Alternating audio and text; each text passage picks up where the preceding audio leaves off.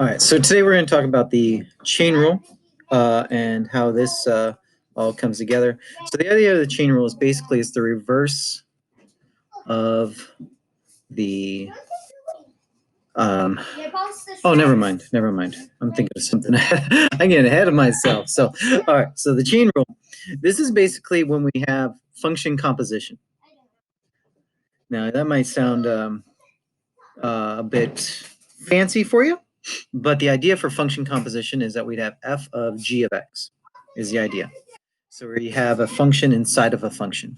And so the basic idea is if we want to take the derivative of this, we want to take the whole derivative of this, the way it works out, you take the derivative of the outside, leaving the inside still in there, and then you multiply by the derivative of the inside.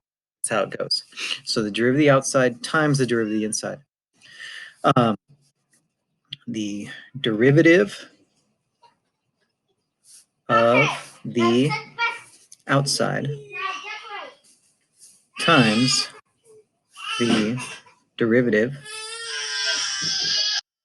of the inside is the idea. Okay? And so I'm going to use a lot of colors to help with this, to help us understand. Let's see.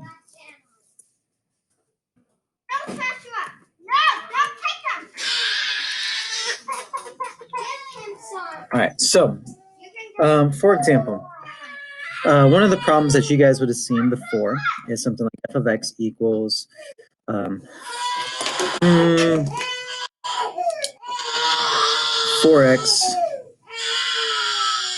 plus 3 squared is the idea.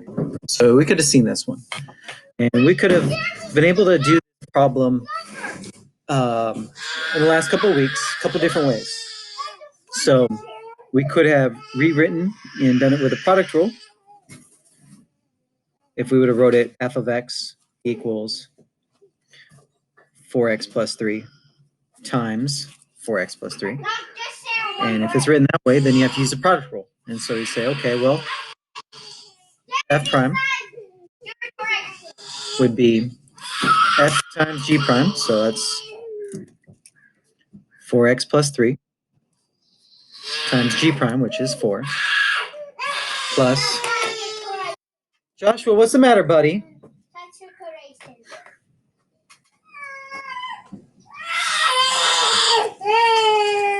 You're okay. Isaac, would you go get me some clean clothes? Clean play clothes for him? Inside? Yes. Emma, go turn off the water, please. No, go turn off the water, please, is what I told you. All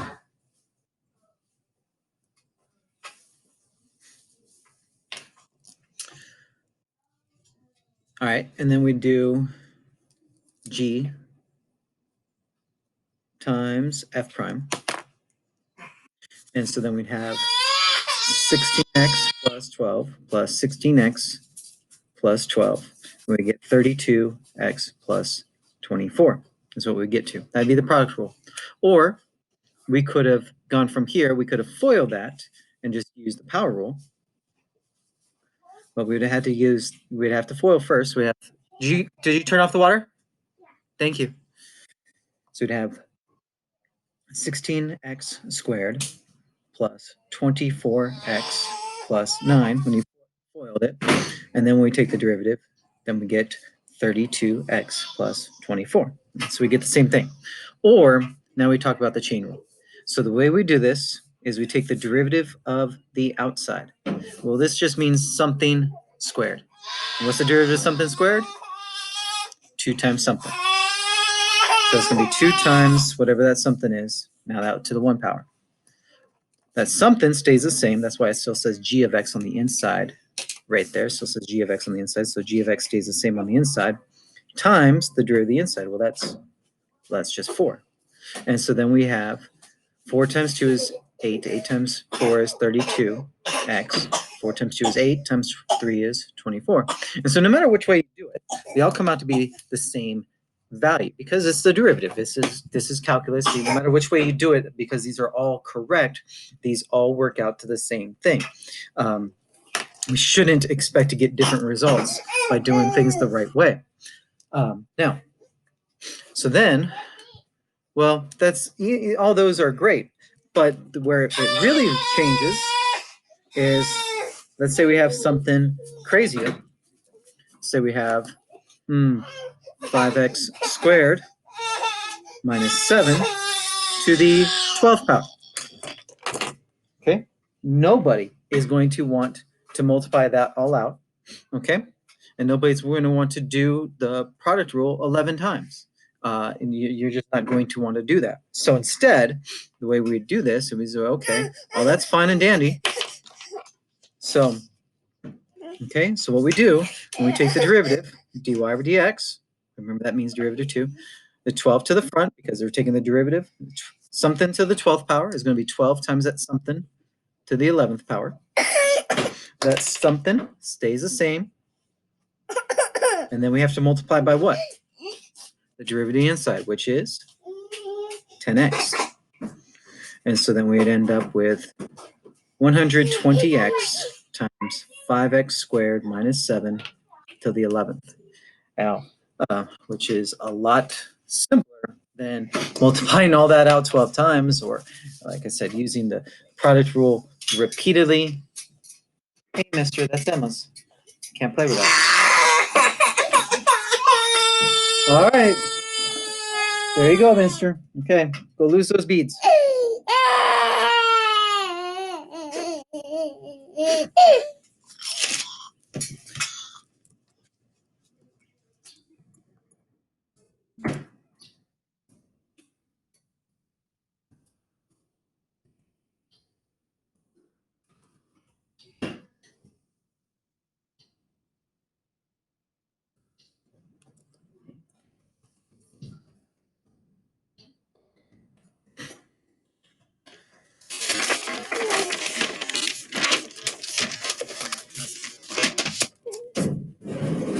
Okay.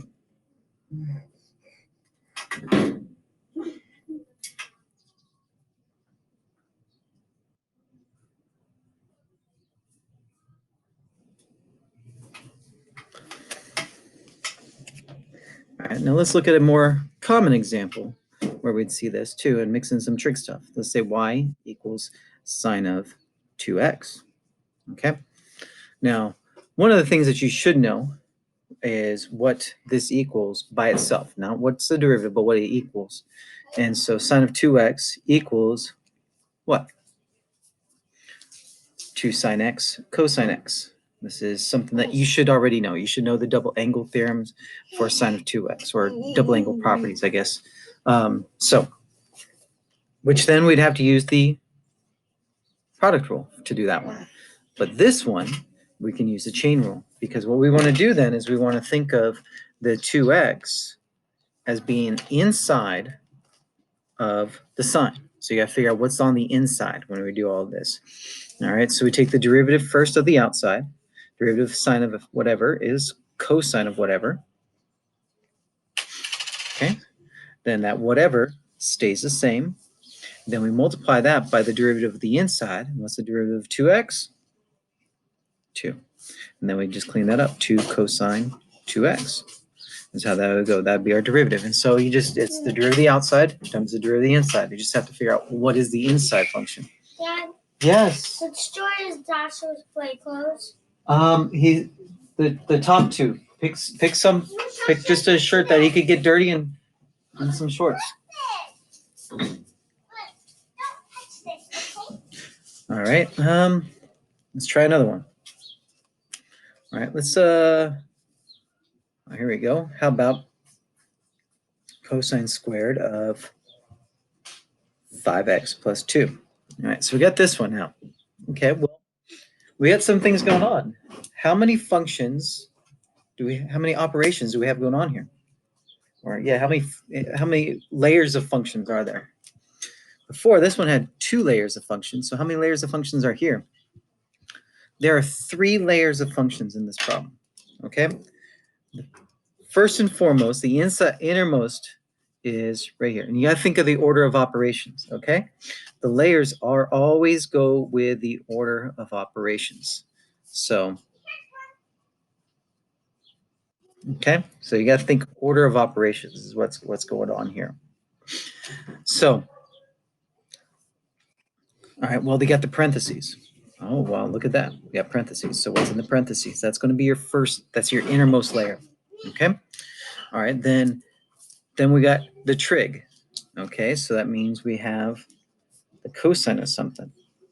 Then we have the exponent, which means something squared. Okay, so you just follow down the order of operations to see what the different layers are. This is just h of x. We haven't taken the derivative yet, so that's h of x.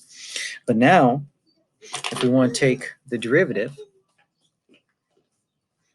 we say, okay, h prime of x, so 2 to the front times whatever's in there, okay, which then would be all of that, just would come on down, cosine of whatever's inside of it, which is 5x plus 2. Okay, so 2 times that. Then we take this one, we do the derivative. Okay, so it's same, then the derivative. All right, so the derivative of cosine, well, that's going to be negative sine of whatever's inside. Okay, and again, what was inside stays the same first. Then its derivative, which is 5. So we end up with negative 10 cosine of 5x plus 2 times sine of 5x plus 2. All right. Now, of course, with this, if you look, hopefully you're thinking back to this. All right. And so now the only difference is instead of x, well, it's 5x plus 2. So really x is like 5x plus 2. Okay. And so that 5x plus 2, that goes in, no problem. And we still have that cosine going on, obviously, and that sine. But instead of 2, we have negative 10. So how do we go from 2 to negative 10? You multiply by negative 5. So you multiply by negative 5. So that's why we get the negative 10 there. So over here, though, that 2 is still that 2. That sine is still that sine. But if we multiply this side by the right side by negative 5, what do we have to do to the left side? We have to do that 1 times that negative 5. And so this actually comes out to be negative 5 sine, and then of course we can distribute that 2n of 10x plus 4. So you got to be ready to make these conversions, in particular this one, okay? So just be mindful of that. For free response questions, for free response questions, don't worry about it. This is great. But for a multiple choice, you need to be able to manipulate that stuff all over the place.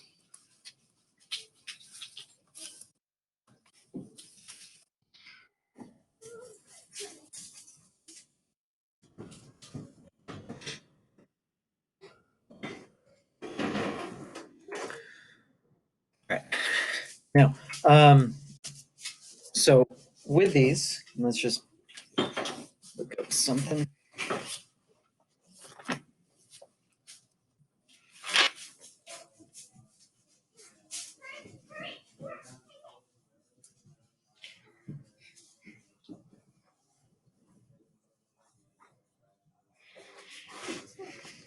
So let's take a look at 105, all right, with the Doppler effect, what's going on here. Because number 105 actually has two parts to it, okay? And so what we're going to do is we're going to take a look at these two, and you have the fire truck that's going down.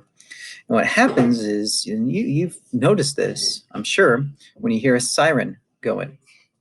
And so that siren can be heard with a frequency that's given by this.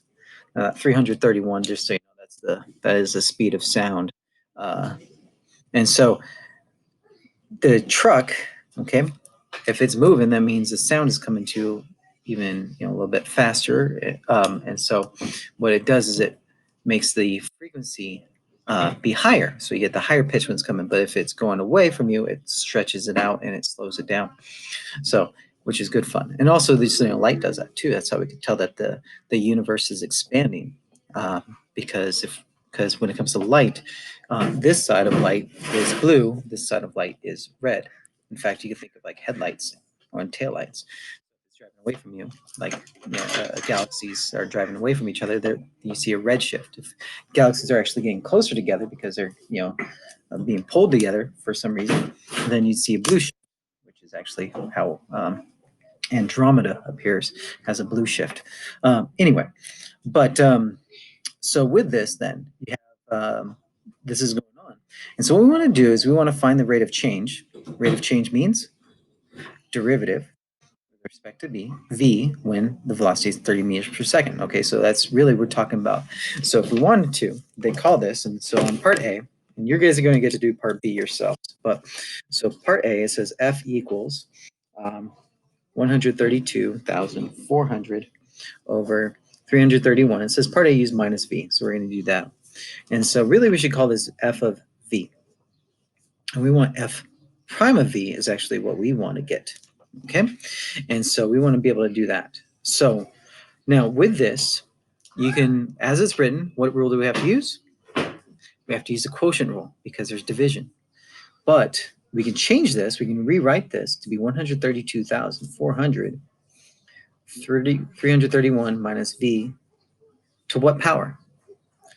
Well, to the negative 1 power, because when we move it to the top, the power becomes negative, and there's only one of these down here. So then if we go to take the derivative, now, check this. You have this going on. This is your inside, 331 minus V. That's your inside function. Your outside, okay, well, we do the negative 1 times that, so that's negative 132,400 times whatever's in there to the negative 2. Then that inside part is going to be, that's going to stay the same, so 331 minus V. And we're going to multiply by the derivative inside. What's the derivative inside? Negative 1, because 331 is 0. The derivative of that is 0 minus V. The derivative of negative V is negative 1, because we're taking the derivative with respect to V. So this is negative 1 times that, so that actually comes out to be positive 132,400. Because of that negative exponent, we can actually put this on the bottom, so 331 minus V squared. And so then we have F prime of V is going to be this. This is our derivative function for this one. Okay? The other one's different because it's got a different function. So you have to do that yourself. Now, with this here, what we're going to do is we're supposed to find and interpret the instantaneous rate of change when V is 30. So we want F prime of 30, which means then we're going to do 132,400 over 331 minus 30 squared, or 132,400 over 301 squared. Okay? And so then we can get out the calculator. 132,400 divided by 301 squared equals, wow, that's really big. Oh, really small. 1.461.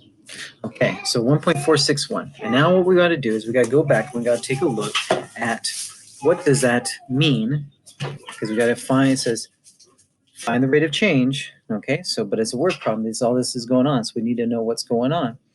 Okay, and so the fire truck is so we have that frequency. Okay, and V is measured in meters per second. Okay, and since we're taking the derivative, then it's going to be per second. So so with this then, because down here that's meters per second. This is our frequency, which is actually measured in hertz and all that. But so that's just going to be the rate change. And so kind of, I know a lot of times it's really tough with it. And let's just take a look and see how they report the answer.